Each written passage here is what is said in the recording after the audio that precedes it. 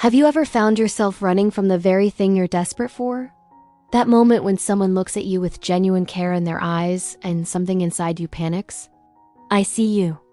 The one who watches everyone else build those deep, lasting connections while you're caught in this maddening cycle. Wanting love so badly it hurts, then the moment it arrives, something inside screams danger.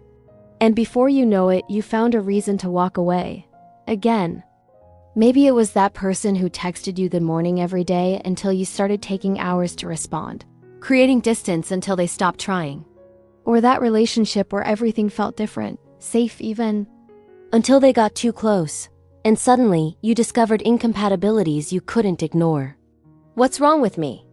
You wonder in those quiet moments when the walls come down. Why do I keep sabotaging relationships that could actually make me happy? Here's what most people don't understand. This isn't weakness. This isn't you being difficult or too picky. This is your mind trying to protect you in the only way it knows how. Today, we're diving into why we push away the very love we're desperate for. Not with empty affirmations or quick fixes, but by understanding the psychological architecture that's been silently directing your relationships from behind the scenes. Because when you see the invisible patterns driving your actions, that's when everything changes. That's when you finally have the power to choose differently. Think about the last time you felt yourself pulling away from someone who genuinely cared about you. Remember that internal conflict, the part of you that wanted to stay, fighting against that overwhelming urge to run? That moment reveals something profound about human connection. We're wired for love, literally designed to seek attachment, yet when authentic love arrives, many of us experience a flood of anxiety so powerful it feels like our only option is to escape. I worked with someone recently, let's call her Maya, who described this feeling perfectly. It's like I'm drowning in someone else's presence, she told me. Even though I've spent years longing for exactly this kind of relationship. Maya's pattern had become painfully predictable to her. Every relationship started with excitement, possibility. But the moment her partner began to rely on her, to truly see her, something would shift. She'd find herself creating arguments, focusing on small imperfections, even sabotaging the relationship unconsciously by reconnecting with an ex. What Maya didn't realize, what most of us don't, is that this contradictory behavior stems from something psychologists call attachment ambivalence. It's the internal war between our core human need for secure connection and the protective mechanisms we've developed from past wounds. The most painful irony? These protective mechanisms were created to keep us safe, but they've become the very barriers preventing us from receiving the love we deeply crave. Here's where it gets interesting. Your specific way of pushing love away isn't random. It's a sophisticated adaptation your mind developed based on your earliest experiences with love and safety.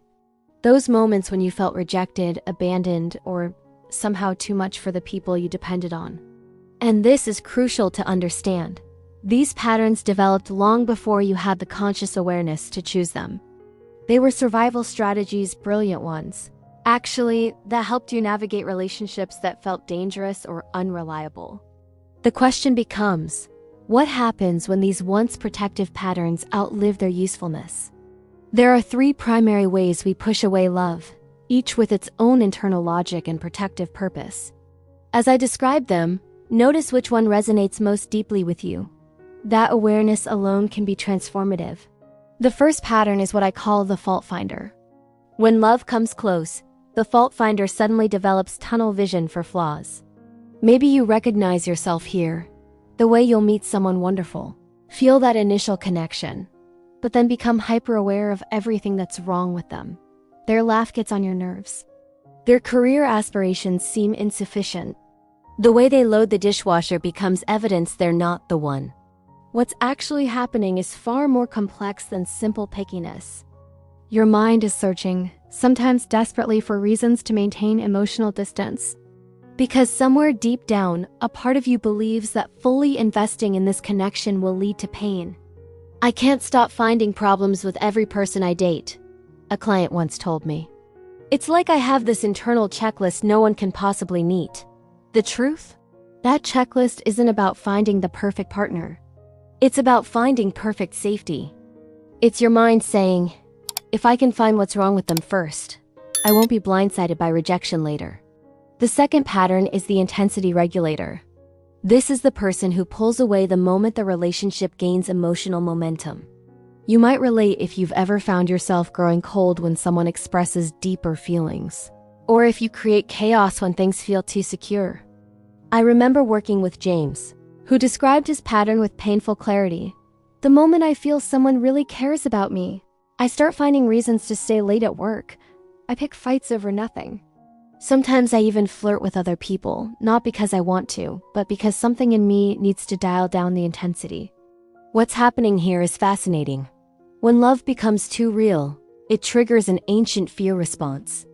Your nervous system literally goes into protection mode, misreading emotional intimacy as a threat. Why? Often because early in life, love and pain became intertwined. Perhaps emotional closeness was followed by loss, or vulnerability led to betrayal. Your system learned, when love deepens, danger follows.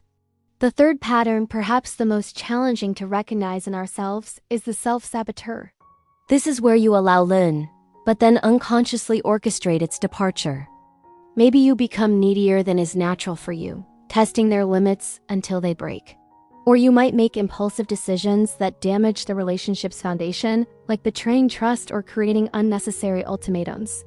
Lisa's story exemplifies this pattern perfectly. Every relationship would progress wonderfully until she felt truly secure. Then, almost like clockwork, she would do something to jeopardize everything. "It's like watching myself from outside my body," she shared. "Part of me is screaming stop, while another part pushes forward, almost relieved to be destroying something so precious." The painful paradox of self-sabotage is that it's driven by a deep belief that this relationship will eventually end anyway. By controlling the ending, even causing it, you're attempting to manage the unbearable vulnerability of potential rejection. But here's what all three patterns share. They're not character flaws or signs that you're broken. They're intelligent adaptations your mind created to protect you from experiencing pain it believes you cannot survive. Let me say that again. These patterns were created to protect you, not harm you. Understanding this transforms how you see yourself. Instead of asking, "What's wrong with me?" you can ask something far more empowering. What was this pattern trying to protect me from? And do I still need that protection today? Consider your earliest experiences with love and safety. Were your emotional needs consistently met? Or did you learn that love was conditional, unpredictable, or even dangerous? Many of us experienced what psychologists call attachment injuries moments, when the people we depended on weren't able to attune to our needs, leaving us with the subconscious belief that we are either unworthy of consistent love or that love itself cannot be trusted. A child who experiences this doesn't have the cognitive ability to understand complex adult behavior. Instead, they internalize these experiences with a simple conclusion: there must be something wrong with me, or love isn't safe. These conclusions become the foundation for how we approach relationships as adults. They operate below conscious awareness, activating most powerfully when we encounter the possibility of genuine connection. Take a moment now. Breathe deeply and ask yourself, when love comes close, what old story starts playing in my mind? Is it that I'm not enough? That I'll inevitably be abandoned? That I'll lose myself if I fully commit? Or perhaps that I'll be controlled and trapped? Whatever your story, recognize that it was written during a time when you had far fewer resources than you have today. It was crafted by a younger version of you, who was doing their absolute best to make sense of complex emotional experiences. But here's the beautiful truth about these patterns. Once brought into consciousness, they begin to lose their grip. The very act of recognizing when and how you push love away creates space to choose differently. This isn't about forcing yourself to trust blindly or ignoring genuine incompatibilities. It's about distinguishing between authentic intuition and old protective patterns that no longer serve you. Healing these patterns isn't about dramatic transformation. It's about small, consistent acts of brave awareness, noticing when the fault-finding begins, and asking yourself, is this a legitimate concern, or is my mind searching for reasons to create distance? Recognizing when you feel the urge to regulate intensity, and instead of acting on it, naming it. I'm feeling scared because this connection matters to me. Catching yourself before self-sabotage. And getting curious about the fear driving it. What am I really afraid would happen if I allowed this relationship to succeed? One client described this practice beautifully. It's like I've spent my life being controlled by a ghost I couldn't see. Now that I can see it, it still visits, but I don't have to follow it anymore. The journey toward allowing love isn't linear. You'll have moments of profound connection followed by the familiar urge to run. That's not failure. It's part of rewiring patterns that have been reinforced for years, sometimes decades. What matters isn't perfection, but presence, the willingness to stay conscious when Everything in you wants to revert to automatic protection. Love isn't just about finding the right person. It's about becoming the person who can receive love when it arrives, who can stand in the vulnerability of being truly seen and valued without the need to escape. Your capacity to receive love isn't fixed. It expands with every moment you choose awareness over automatic protection, curiosity over criticism, presence over pattern. The next time you feel yourself pulling away from connection that matters, pause. Breathe into that space between impulse and action. Ask yourself, is this my wise intuition speaking, or is this my old protection system activating? That pause, that moment of conscious choice is where everything changes. I'd love to hear about your experiences with pushing love away in the comments below. Which pattern resonated most with you? What small step might you take toward allowing more love in? And if you found yourself in any of these patterns, the next step isn't fixing yourself. It's understanding the emotional roots of why these patterns even exist.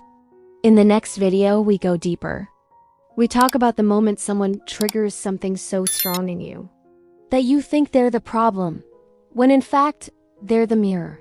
Watch, she triggers you, but it's not her fault. To uncover how your most intense emotional reactions point directly to what still needs healing.